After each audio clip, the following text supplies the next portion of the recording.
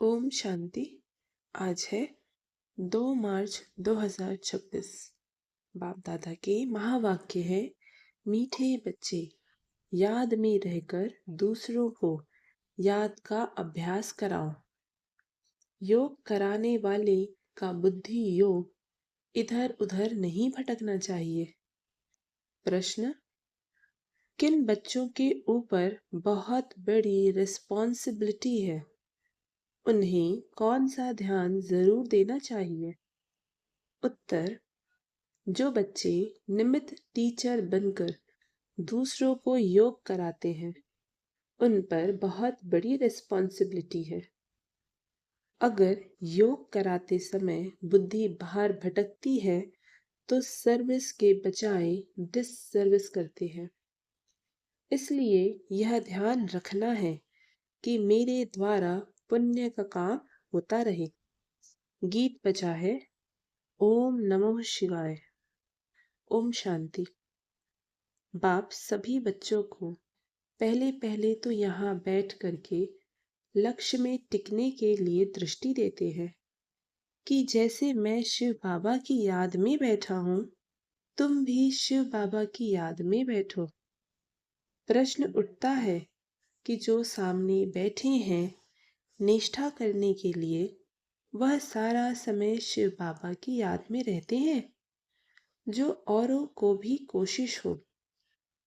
याद में रहने से बहुत शांति में रहेंगे।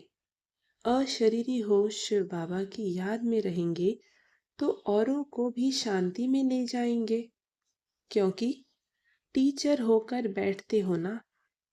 अगर टीचर ही ठीक रीति याद में नहीं होंगे तो दूसरे रह नहीं सकेंगे। पहले तो यह ख्याल करना है कि मैं जो उस माशूक बाबा का आशिक हूँ, उसकी याद में बैठा हूँ। हर एक ऐसे अपने से पूछें। अगर बुद्धि और तरफ चली जाती है, देह अभिमान में आ जाते हैं, तो गोया वह सर्विस नहीं डिस सर्विस करने बैठे हैं। यह बात समझ की है ना? कुछ सर्विस तो की नहीं, ऐसे ही बैठे हैं तो नुकसान ही करेंगे। टीचर का ही बुद्धि योग भटकता होगा तो वह मदद कैसे करेंगे? जो टीचर हो बैठते हैं, वह अपने से पूछें कि मैं पुण्य का काम कर रही हूँ। अगर पाप का काम करेंगे तो दुर्गति को पाएंगे, पद भ्रष्ट हो जाएगा। अगर ऐसे को गद्दी पर बिठाते हो तो तुम भी रिस्पॉन्सिबल हो। शिव बाबा तो सबको जानते हैं। यह बाबा भी सबकी अवस्था को जानते हैं। शिव बाबा कहेंगे, यह टीचर बन बैठे हैं और इनका बुद्धि योग तो भटकता रहता है, यह क्या औरों को मदद करेंगे? तुम ब्राह्मण बच्चे निमित्त बने हो शिव बाबा का बनकर उनसे वर्षा लेने। बाबा कहते हैं, हे आत्माएं, माम एकम याद करो। टीचर बन बैठते हो तो और ही अच्छी तरह इस अवस्था में बैठो। यूं तो हर एक को बाप को याद करना है। स्टूडेंट अपनी अवस्था को समझ सकते हैं, जानते हैं कि हम पास होंगे व नहीं। टीचर भी जानते हैं, अगर प्राइवेट टीचर रखते हैं वह भी जानते हैं। उस पढ़ाई में तो कोई खास टीचर रखने चाहिए तो रख सकते हैं। यहाँ अगर कोई कहते हमको निष्ठा योग में बैठाओ तो बाप की याद में बैठाना है। बाप का फरमान ही है, माम एकम याद करो। तुम आशिक हो, चलते फिरते अपने माशूक को याद करो। सन्यासी ब्रह्म को याद करते हैं, समझते हैं कि हम जाकर ब्रह्म में लीन होंगे। जो अधिक याद करते होंगे उनकी अवस्था अच्छी होगी। हर एक में कोई ना कोई खूबी तो रहती है ना। कहते हैं कि याद की यात्रा में रहो, खुद को भी याद में रहना है। बाबा के पास कोई तो सच्चे भी है, कोई झूठे भी है। खुद निरंतर याद में रहें, बड़ा मुश्किल है। कोई तो बाप से बिल्कुल सच्चे रहते हैं। यह बाबा भी अपना अनुभव तुम बच्चों को बताते हैं कि थोड़ा समय याद में रहता हूँ, फिर भूल जाता हूँ, क्योंकि उसके ऊपर तो बहुत बोझ है। कितने ढेर बच्चे हैं।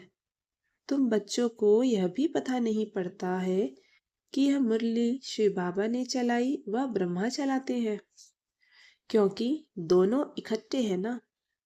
यह कहते हैं कि मैं भी शिव बाबा को याद करता हूँ। यह बाबा भी बच्चों को निष्ठा कराते हैं। यह बैठते हैं तो देखते हो सन्नाटा अच्छा हो जाता है। बहुतों को खींचते हैं। बाप है ना। कहते हैं बच्चे याद की यात्रा में रहो, खुद को भी रहना है, सिर्फ पंडित नहीं बनना है। याद में नहीं रहेंगे तो अंत में फेल हो पड़ेंगे।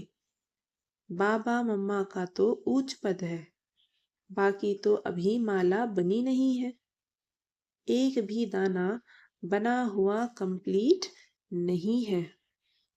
आगे माला बनाते थे बच्चों को लिफ्ट देने लिए, परंतु देखा गया कि माया ने बहुतों को खत्म कर दिया। सारा मदार सर्विस पर है।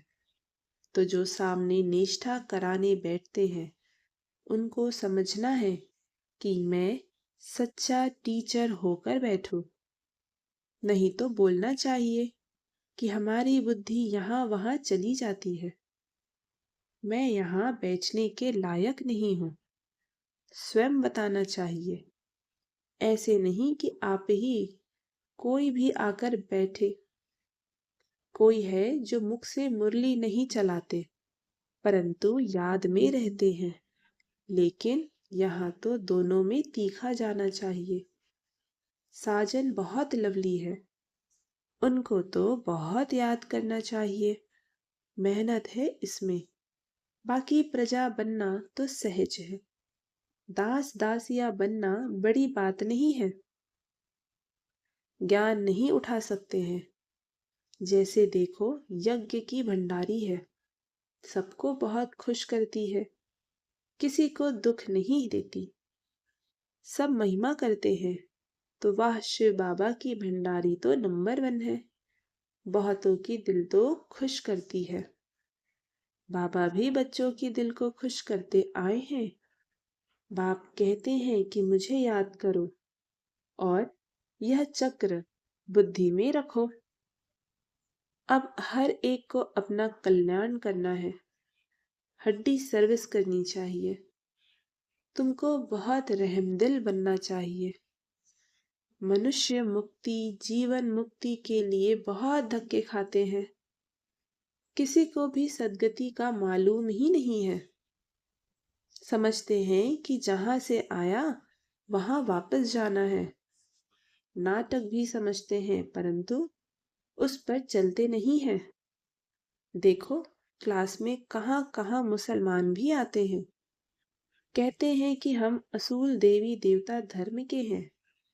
फिर जाकर हम मुसलमान धर्म में कन्वर्ट हो गए हैं। हमने 84 जन्म भोगे हैं।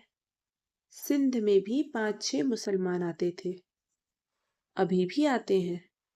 अब आगे चल सकते हैं व नहीं, वह तो देख लेंगे, क्योंकि माया भी तो परीक्षा लेती है।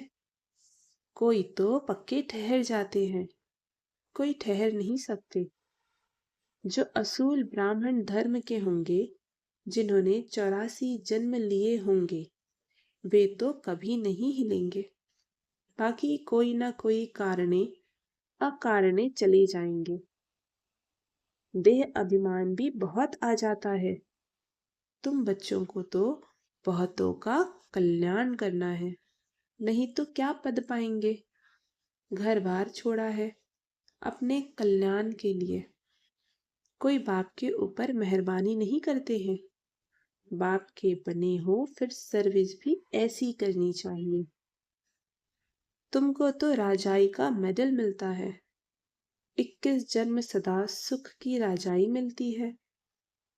माया पर सिर्फ जीत पानी है और औरों को भी सिखाना है। कई फेल भी हो जाते हैं, समझते हैं कि बादशाही लेनी तो मुश्किल है। बाप कहते हैं कि ऐसा समझना कमजोरी है। बाप और वर्षे को याद करना तो बहुत सहज है। बच्चों में हिम्मत नहीं आती है राजाई लेने की, तो कायर हो बैठ जाते हैं, ना खुद लेते ना औरों को लेने देते।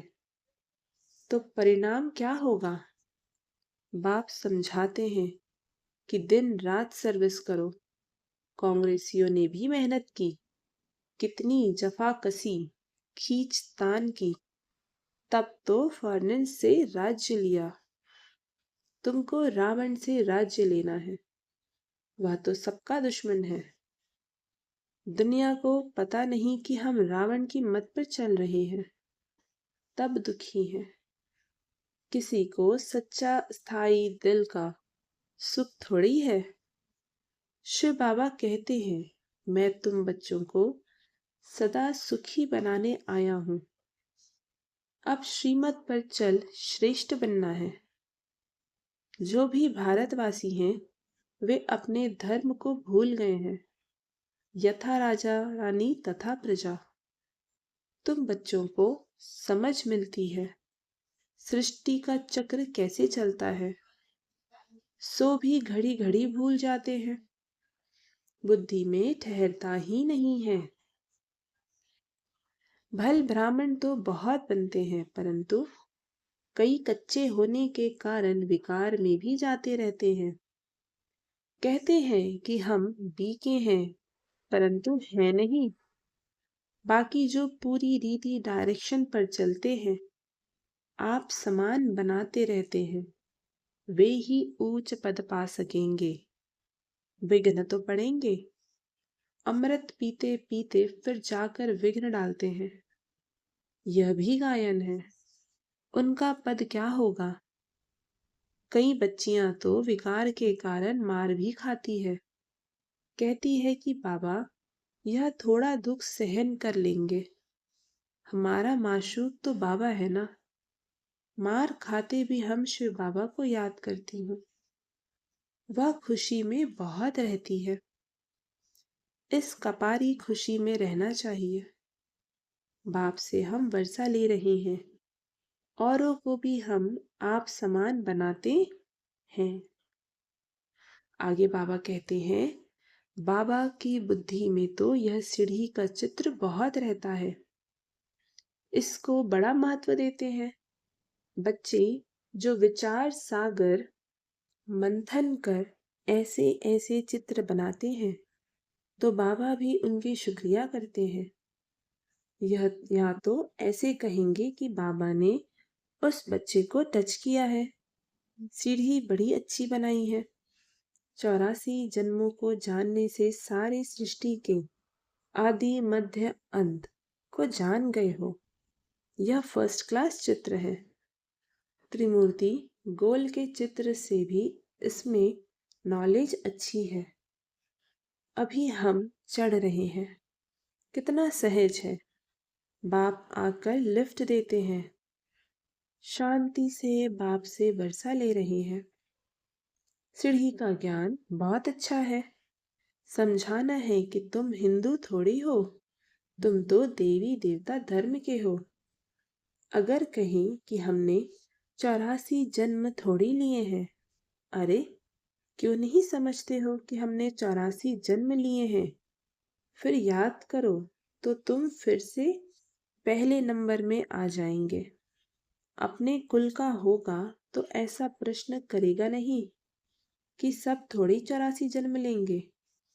अरे तुम क्यों समझते हो कि हम देरी से आए हैं?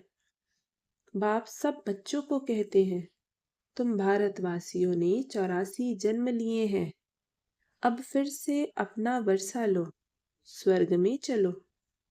तुम बच्चे योग में बैठते हो। सीढ़ी को याद करो तो बहुत मौज में रहेंगे। हमने 84 जन्म पूरे किए, अब हम वापस जाते हैं। कितनी खुशी होती है। सर्विस करने का भी उल्लास रहना चाहिए। समझाने के तरीके भी बहुत मिल रहे हैं। सीढ़ी के ऊपर समझाओ। चित्र तो सब चाहिए ना, त्रिमूर्ति भी चाहिए। बाबा कहते भी हैं, तुम जाओ ही मेरे भक्तों के पास, उनको यह ज्ञान सुनाओ। वह मिलेंगे ही मंदिरों में। मंदिरों में भी इस सीढ़ी के चित्र पर समझा सकते हो। सारा दिन बुद्धि में यह रहे कि हम बाबा का परिचय दें, किसका कल्याण करें। दिन प्रतिदिन बुद्धि का ताला खुलता जाएगा। जिनको वर्षा पाना होगा वह आएंगे। दिन प्रतिदिन सीखते भी रहते हैं। कईयों पर ग्रहचारी बैठती है तो बाबा को समझाना पड़ता है। वह नहीं समझते कि हमारे ऊपर ग्रहचारी है, इसलिए हमसे सर्विस नहीं होती। सारी रिस्पॉन्सिबिलिटी तुम बच्चों पर है। आप समान ब्राह्मण बनाते रहो। सर्विस पर रहने से बहुत खुशी होती है। बहुतों का कल्याण होता है। बाबा को बॉम्बई में सर्विस करने का बहुत मजा आता था। बहुत नए नए आते थे। बाबा की तो बहुत दिल होती है कि सर्विस करे। बच्चों को भी ऐसा रहमदिल बनना चाहिए। सर्विस पर लग जाना चाहिए। दिल में यह रहना चाहिए कि जब तक हमने किसी को आप समान नहीं बनाया है, तब तक भोजन नहीं खाना है। पहले पुण्य तो करो। पाप आत्मा को पुण्य आत्मा बनाए, फिर रोटी खाएं। तो सर्विस में जुटा रहना चाहिए। किसका जीवन सफल बनाए तब रोटी खाएं। आप समान ब्राह्मण बनाने की कोशिश करनी चाहिए। बच्चों के लिए मैगजीन निकलती है, लेकिन बीके इतना पढ़ते नहीं हैं। समझते हैं कि हमको थोड़ी पढ़ना है, यह बाहर वालों के लिए है।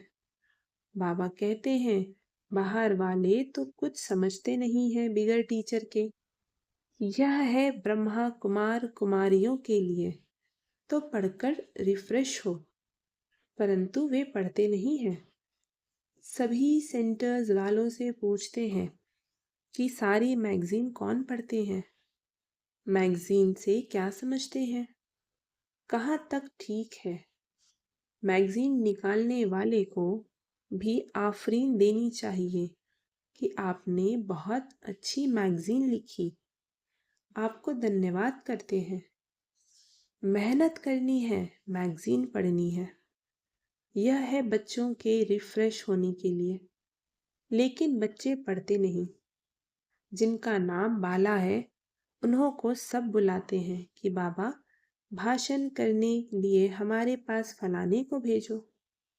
बाबा फिर समझते हैं कि खुद भाषण करना नहीं जानते हैं, तब तो मांगनी करते हैं। तो सर्विसिबल को कितना रिगार्ड देना चाहिए।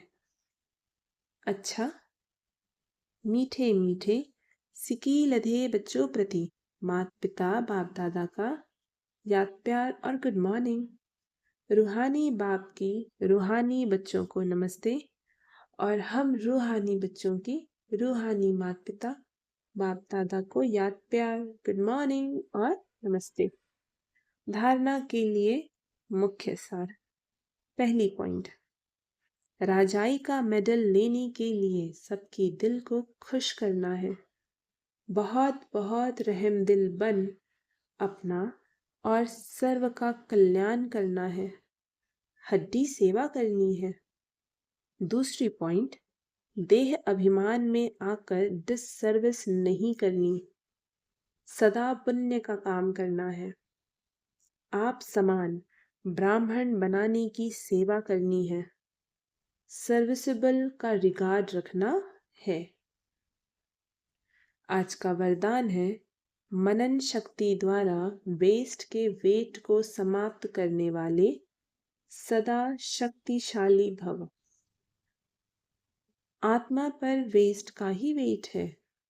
वेस्ट संकल्प, वेस्ट वाणी, वेस्ट कर्म, इससे आत्मा भारी हो जाती है। अब इस वेट को खत्म करो। इस वेट को समाप्त करने के लिए सदा सेवा में बिजी रहो। मनन शक्ति को बढ़ाओ। मनन शक्ति से आत्मा शक्तिशाली बन जाएगी। जैसे भोजन हजम करने से खून बनता है, फिर वह शक्ति का काम करता, ऐसे मनन करने से आत्मा की शक्ति बढ़ती है। स्लोगन: जो अपने स्वभाव को सरल बना लेते हैं उनका समय व्यर्थ नहीं जाता। ये अव्यक्त इशारे निश्चय के फाउंडेशन को मजबूत कर सदा निर्भय और निश्चिंत रहो। जो निश्चय बुद्धि होगा वह निश्चिंत होगा। उसे किसी भी प्रकार का चिंतन व चिंता नहीं होगी। क्या हुआ, क्यों हुआ, ऐसे नहीं होता, यह व्यर्थ चिंतन है। निश्चय बुद्धि निश्चिंत, वह कभी व्यर्थ चिंतन नहीं करेगा। सदा स्वचिंतन में रहने वाला स्वस्थिति से परिस्थिति पर विजय प्राप्त कर लेता है। ओम शांति।